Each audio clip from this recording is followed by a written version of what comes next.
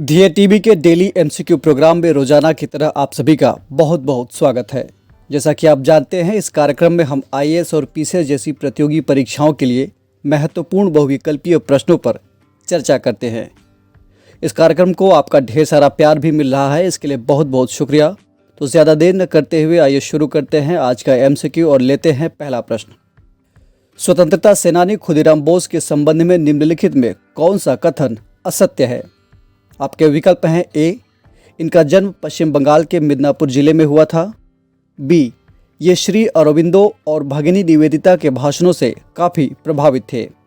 सी, इन्होंने साल 1905 में हुए बंगाल विभाजन का समर्थन किया था। और डी, बाद में ये अनुशीलन समिति से जुड़ गए थे। इस प्रश्न का सही जवाब है विकल्प सी, यानी सी में दिया गया कथन असत्य है। कैसे असत्य है, इसके लिए देखते हैं व्याख्या को। खुदीराम बोस का जन्म 3 दिसंबर 1889 को पश्चिम बंगाल के मिदनापुर जिले के बहुवैनी नामक गांव में हुआ था। उनके ऊपर श्री अरबिंदो और भगिनी निवेदिता के भाषणों का काफ़ी असर पड़ा। इसी से प्रभावित होकर उन्होंने क्रांतिकारी गतिविधियों में भाग लेना शुरू कर दिया। साल 1905 में जब ब्रिटिश सरकार ने बंगाल विभाजन की घोषणा की तो खुदीराम ने इसका पुरजोर विरोध किया।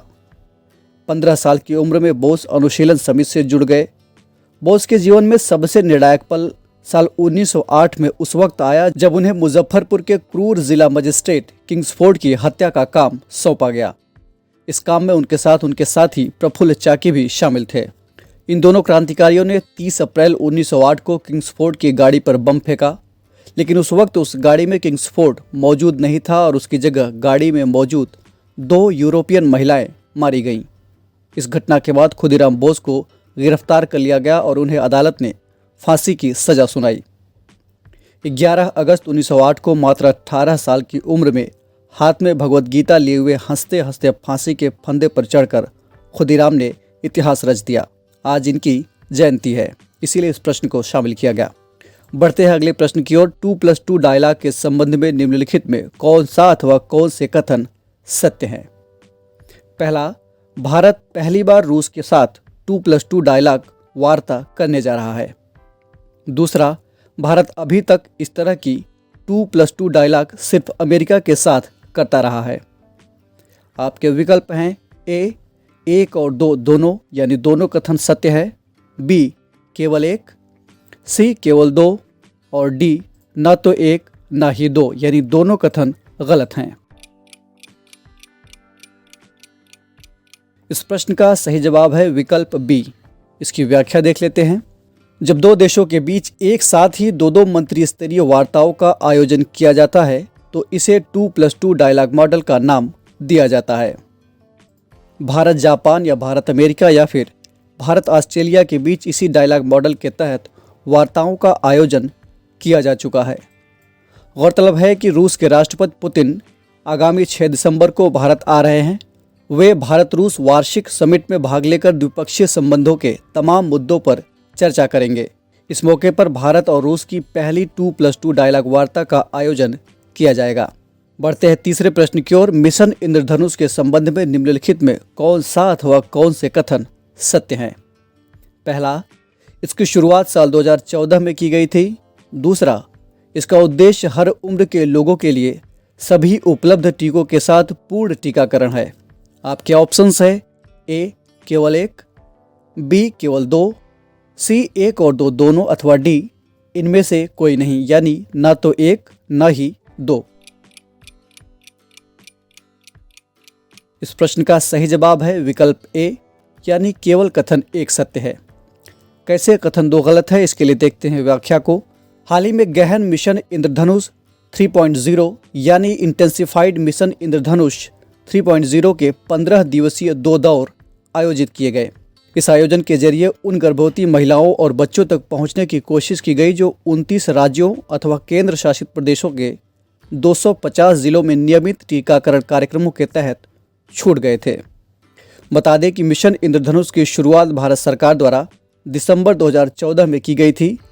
इसका लक्ष्य 2 साल तक के बच्चों और गर्भवती महिलाओं के लिए सभी उपलब्ध टीकों के साथ पूर्ण टीकाकरण है।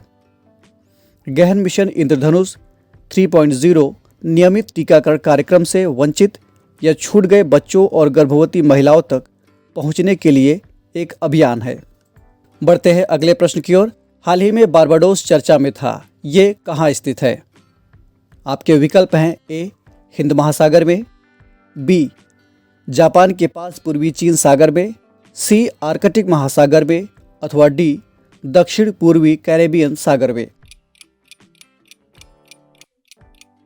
इस प्रश्न का सही जवाब है विकल्प डी। इसकी व्याख्या देख लेते हैं। बारबाडोस दक्षिण पूर्वी कैरेबियन सागर में स्थित एक छोटा सा द्वीपीय देश है। हाल ही में इसने महारानी एलिजाबेथ द्वितीय, जो कि आधिकारिक तौर पर इस राज्य की प्रमुख थी, को उनके पद से हटा दिया है। इसके साथ ही बारबाडोस ब्रिटिश उपनिवेश बनने के लगभग 400 साल बाद दुनिया का सबसे नया गणराज्य बन गया है। हालांकि बारबाडोस 54 राष्ट्रमंडल देशों में शामिल रहेगा। बढ़ते हैं कार्यक्रम के अंतिम प्रश्न की ओर। पावर योजना को निम्नलिखित में से किसके द्वारा शुरू किया गया है? आपके ऑप्शंस है ए शिक्षा मंत्रालय भारत सरकार, बी महिला एवं बाल विकास मंत्रालय भारत सरकार, सी विज्ञान एवं इंजीनियरिंग अनुसंधान बोर्ड, अथवा डी खादी एवं ग्रामोद्योग आयोग। इस प्रश्न का सही उत्तर है विकल्प सी, यानी विज्ञान एवं इंजीनियरिंग अनुसंधान बोर्ड। इसकी व्याख्या देख लेते हैं। पावर यानी promoting opportunities for women in exploratory research, Hindi में कहें तो महिलाओं के लिए अनुसंधान में अवसरों को प्रोत्साहन। दरअसल भारतीय शैक्षणिक संस्थानों और अनुसंधान एवं विकास प्रयोगशालाओं में तमाम विज्ञान एवं प्रौद्योगिकी अनुसंधान कार्यक्रम चलाए जा रहे हैं। इन कार्यक्रमों के वित्त पोषण में लैंगिक असमानता व्याप्त है। इसी को दूर करने के लिए पावर योजना चलाई जा रही है। इस योजना को विज्ञान एवं प्रौद्योगिकी विभाग यानी DST के एक सांविधिक निकाय विज्ञान एवं इंजीनियरिंग अनुसंधान बोर्ड यानी SERB द्वारा शुरू किया गया है। इसके दो घटक हैं, SERB पावर फेलोशिप यानी छात्रवृत्ति, और दूसरा AERB पावर रिसर्च ग्रांट यानी शोध अनुदान। तो ये था आज का डेली MCQ कार्यक्रम। कमेंट करके हमें ज़रूर बताइएगा कि आपके 5 में से कितने प्रश्न सही हुए। अगर आपको एक कार्यक्रम अच्छा लगा तो ध्येय IAS के चैनल को लाइक, सब्सक्राइब अथवा शेयर करना ना भूलें। हम फिर मिलेंगे एक नए कार्यक्रम के साथ। तब तक के लिए पढ़ते रहिए और बढ़ते रहिए। नमस्कार।